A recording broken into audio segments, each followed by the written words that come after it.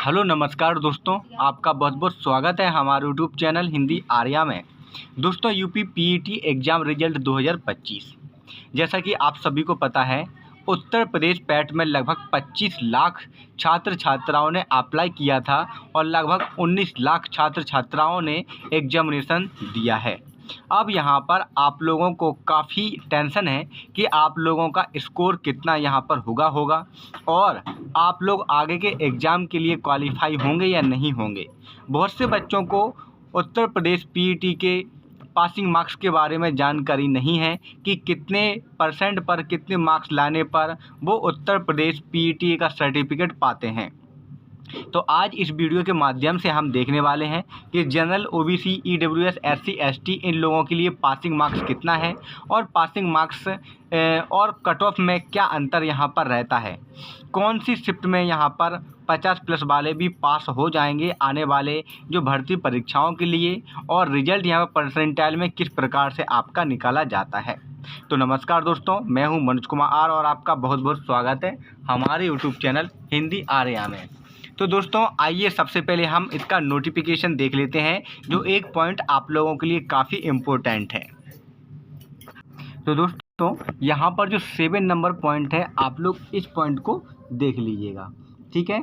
इस पॉइंट पे आप लिखा हुआ है, उल्लेखनीय है कि विभिन्न विभागों के नियंत्रणाधीन भिन्न भिन्न प्रकार के संगत पदों के अधियाचन एवं सेवा नियमावली में अर्हता के संबंध में विद्यमान व्यवस्थाओं के अनुसार ही मुख्य परीक्षाओं के आयोजन हेतु विज्ञापन जारी किए जाते हैं। इन विज्ञापनों के सापेक्ष अनिवार्य अर्हता आधारित करने वाले अभ्यर्थी जो प्रारंभिक अर्हता परीक्षा में सम्मिलित हुए हों एवं उन्हें आयोग द्वारा प्रारंभिक अर्हता परीक्षा का स्कोर कार्ड निर्गत किया गया हो के द्वारा ही मुख्य परीक्षाओं हेतु ऑनलाइन आवेदन किया जा सकता है तथा आवेदन करने वाले अभ्यर्थियों के प्रारंभिक अर्हता परीक्षा के धनात्मक स्कोर की मेरिट के आधार पर शॉर्ट लिस्टेड किए गए अभ्यर्थियों को ही विज्ञापन के अनुसार आयोजित की जाने वाली मुख्य परीक्षा में प्रतिभाग करने का अवसर प्रदान किया जाएगा। तो जो इसका पासिंग परसेंटेज है वो आपका 30% है। अगर इतना आप लाते हैं तो आप क्वालिफाई हैं और इससे कम लाते हैं तो आप डिस्क्वालीफाई होंगे। आपका जो स्कोर कार्ड है वो जनरेट नहीं होगा। अब आपका जो स्कोर कार्ड है, मान के चलो 40-50 कितने भी मार्क्स आपके आते हैं तो आपका स्कोर कार्ड जनरेट कर दिया जाएगा। अब जो आगे आने वाली विभागीय भर्तियां हैं उनमें आपका स्कोर कार्ड के आधार पर ही आपको लिया जाएगा, मुख्य परीक्षा के लिए चयनित किया जाएगा। मान के चलिएगा यहाँ पर किसी भी विभाग के अंतर्गत 10,000 वैकेंसी आती हैं, तो इसका जितने भी बुलाया जाए 10 गुना कैंडिडेट को, 20 गुना कैंडिडेट को या 30 गुना कैंडिडेट को, अगर 10,000 वैकेंसी आती है 30 गुना कैंडिडेट को बुलाया जाता है तो 3 लाख कैंडिडेट को बुलाया जाएगा।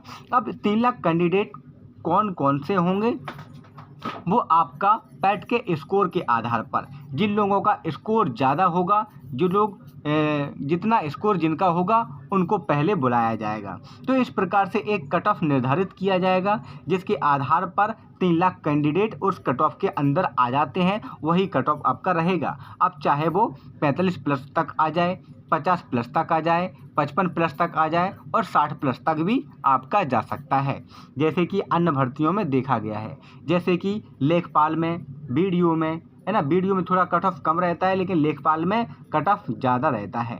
और भी जूनियर असिस्टेंट की वैकेंसी हैं, ठीक है, जो कुछ टेक्निकल वैकेंसी हैं जहां पर पैट के साथ साथ अन्य योग्यताएं भी चाहिए होती हैं, वहां पर थोड़ा कट ऑफ 60 के डाउन में चला जाता है। लेकिन कुछ वैकेंसी ऐसी होती हैं जैसे आपका लेखपाल वगैरह, इसमें थोड़ा 60 से ऊपर आपका कट ऑफ रहता है। तो पूरा आपका यहाँ पर है आपके स्कोर कार्ड के आधार पर।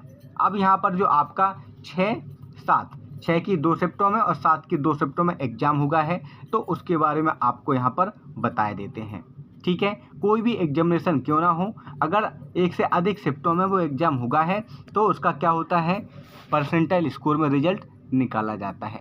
और परसेंटाइल स्कोर कैसे निकाला जाता है आप लोग इसको समझ लीजिएगा। मान के चलो एक शिफ्ट है ए और एक शिफ्ट है आपकी बी।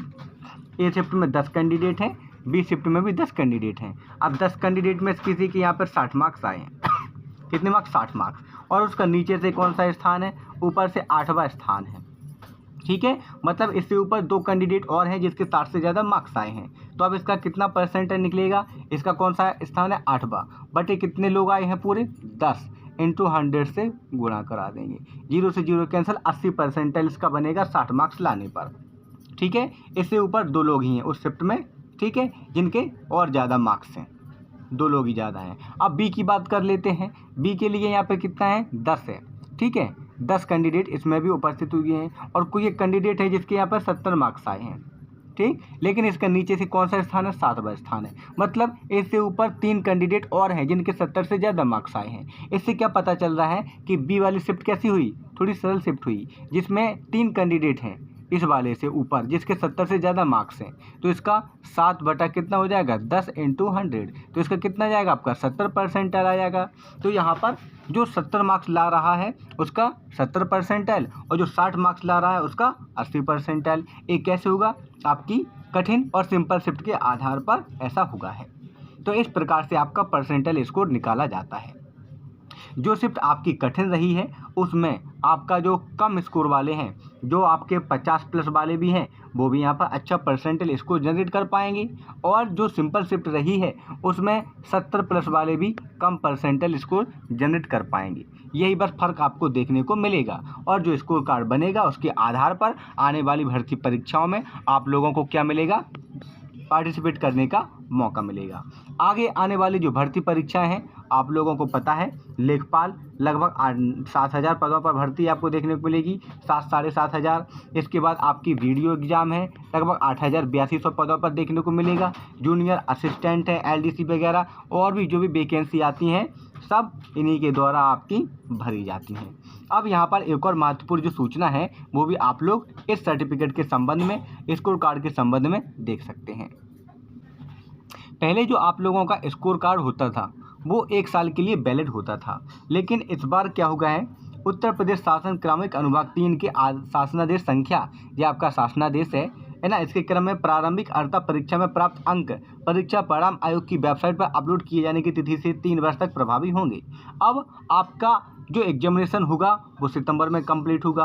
अब सितंबर में कंप्लीट होगा तो रिजल्ट कब आ रहा है इसका, अक्टूबर में आ रहा है, दिसंबर में आ रहा है। 15 दिसंबर तक हर हाल में आपका रिजल्ट जारी हो जाएगा। अब 15 दिसंबर तक रिजल्ट जारी हो जाएगा तो दिसंबर मान लीजिएगा आपका रिजल्ट 100% आना ही आना है, ठीक है। तो आपके जो स्कोर कार्ड की वैधता रहेगी वो 2026, 2027 और 2028 3 साल आपके स्कोर कार्ड की वैधता रहने वाली है। और लगभग ऐसा देखने को भी मिलेगा कि आगे 3 साल आपका पैट कंप्लीट ही ना कराया जाए, पैट ही ना कराया जाए। हो सकता है 3 साल में एक आध बार पैट आपका करा लिया जाए, लेकिन हो सकता है करा लिया जाए बाई चांस, लेकिन हर साल आपका पैट नहीं होगा, ठीक है। तो यहाँ पर आपका जो स्कोर कार्ड है वो 3 साल तक चलने वाला है। तो दोस्तों आपका रिजल्ट जल्दी आएगा, जैसे ही आएगा वैसे आपको बता देंगे। तब तक के लिए नमस्कार।